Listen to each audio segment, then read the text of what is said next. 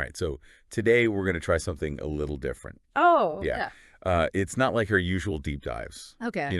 We usually do like, game analysis and Right. tournament reviews and, all that good stuff. Hmm. But today's source material is a fairy tale. A fairy tale. Yeah. Interesting. But it's a fairy tale about chess. Huh. Okay. Yeah, so it's kind of like a new way to look at the game. I mean, I've never heard of anything like that before. I know, right? Yeah. It's really cool. So we're going to be diving deep into this chess fairy tale and seeing what we can learn from it. I'm intrigued, I've got to say. Yeah, so the story, it's about these two queens, right? Okay. A black queen and a white queen, and they're both in love with the same king. Classic. Yeah, like a classic love triangle situation. Mm.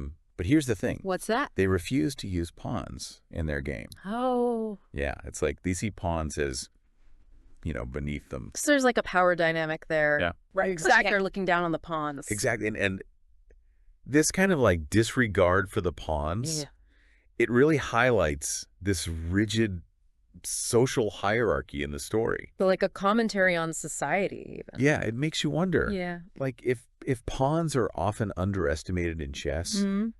are there like pawns in our own lives? That's a good point. People or ideas that we're maybe overlooking Absolutely. because we think they're not important. Yeah. Interesting. So anyway, back to the story. Okay. These two queens, right? They're at war. Over the king. Over the king. Yeah. Okay. And it goes on for years and years. Years. Yeah. And neither of them can win. Wow.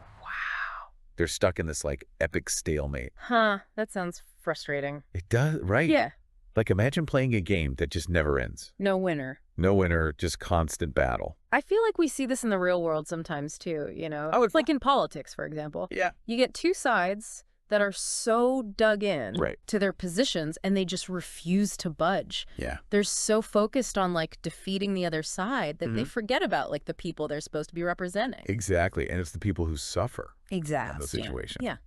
It's a stalemate and nobody wins. Exactly. So anyway, these queens, they're locked in this stalemate. Okay. But then something really interesting happens. What's that? They both have the same dream. Oh, wow. Yeah. It's crazy. So they're like connected somehow. It seems like it, yeah. Okay. And in this dream, they see a pawn. A pawn. Yeah. Pawn hidden in a cave. Mm. And it's guarded by knights. Guarded by knights. What do you think that symbolizes? Well, I don't know, but it's definitely important. Right. And both queens, they become obsessed with this pawn. Really? Yeah. They both want to find it. I wonder why. Me too. Like the dream is telling them something. Maybe it's like a key to breaking the stalemate. Yeah, it could Be like a way out of their conflict. Maybe. And it also makes you think About like what pawns represent. You know? Like we were saying before. Right. Maybe they're not so insignificant after all. Maybe we need to pay more attention to the pawns in our own lives. Exactly. So the queens set out on this quest, right? To find the pawn. To find the pawn, yeah. And they both end up They both find it. at the cave at the same time. Oh, boy. I know, right? It's like destiny or something. Yeah. And of course, they immediately start accusing each other Of what? of like trying to cheat. Oh, so the rivalry's still there. Oh, yeah. Yeah. It's stronger than ever. Oh. And, they start bringing up all this stuff from the past. Past betrayals and all that. Exactly. Like Right. all these old wounds just resurface. It's like they can't let go of the past. Yeah. And what's really sad is Oh, like their rivalry is blinding them To what? to the possibility of cooperation.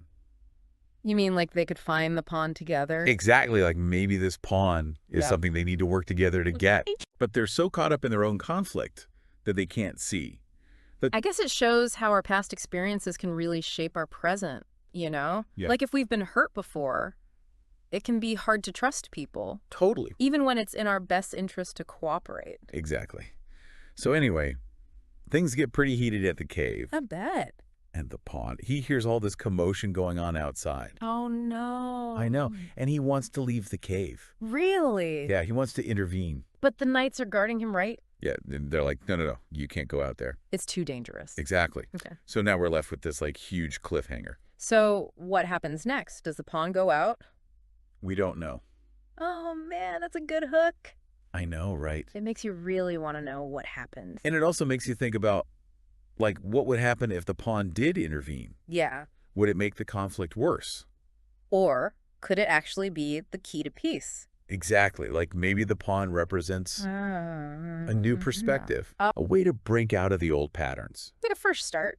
Yeah, and maybe by entering the conflict, Mm-hmm. the pawn could force the queens to see things differently. That's an interesting thought. Yeah, like maybe the pawn's what they need to finally break the stalemate. I like that. So yeah, that's our deep dive for today. A fairy tale about chess, who knew? I know, right? But it was really thought-provoking. It was I mean, too. it made us think about power Yeah. and perspective and the possibility of change. And also about those pawns in our own lives. Right. The people and ideas we might be underestimating. Exactly. Yeah. So here's a question for you listeners. Oh, I like this part.